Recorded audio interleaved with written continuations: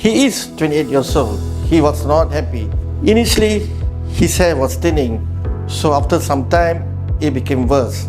So finally, he came to GLOJAS to do a SMART FUE procedure. I'm 28 years old. I'm from Ampang, so my family has a history of baldness.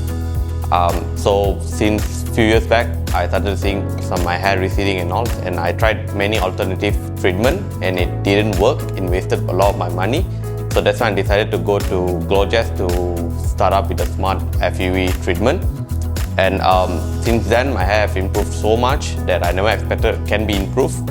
Especially when during my initial days, I thought there's no other options anymore for me. And right now I feel so good, especially I gain my confidence. I'm able to speak to people more properly, and also can help other friends to improve their hair as well.